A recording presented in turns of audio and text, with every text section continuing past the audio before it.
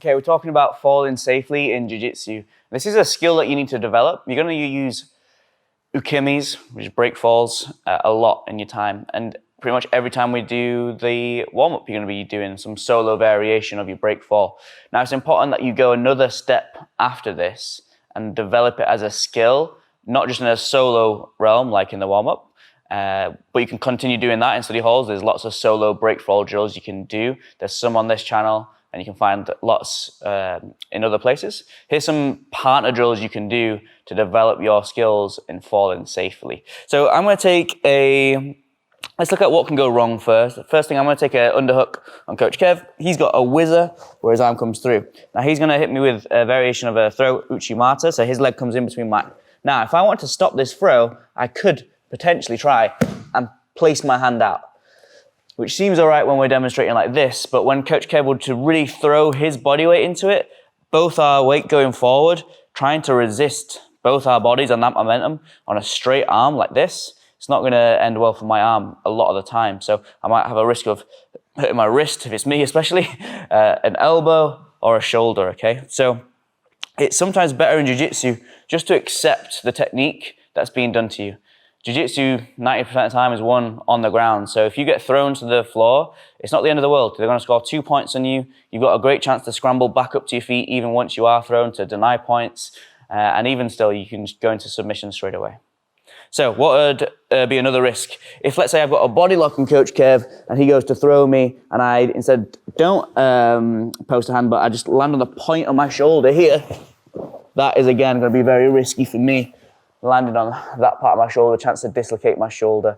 So I wouldn't try and resist it like that by keeping turned in. Equally, another way we could be injured, if I place my hand out and it's too wide here and I end up collapsing and hitting my head onto the mat by keeping my chest turned down to the floor, trying to resist this throw again.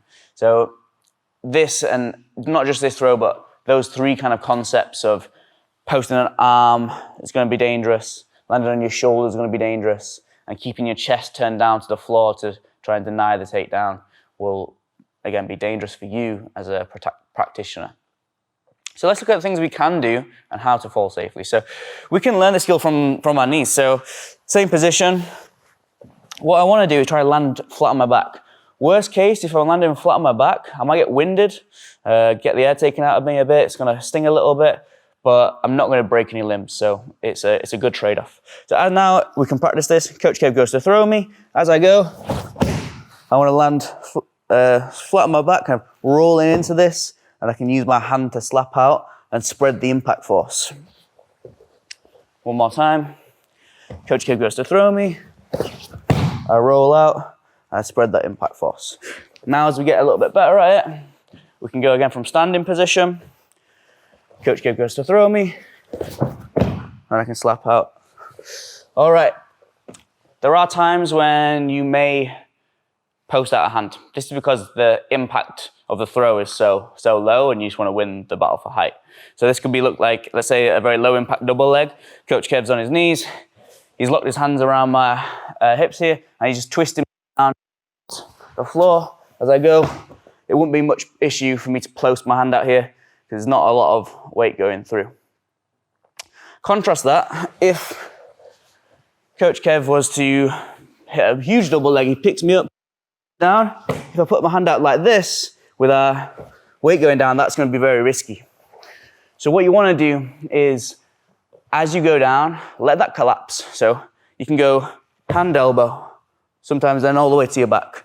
Just like if you were going to jump from a big height, you wouldn't just land with a straight and stiff legs. You'd let your knees bend and potentially you'd even fall to your back. I'll roll through it. So these are some ways you can stay safe.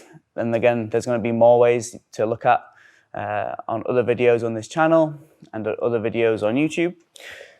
What I'd suggest is you try and find someone who you feel safe training with, go to a study hall class when they're available, and start practicing your ability to be thrown. It's going to help you a lot, keep you safe for years to come.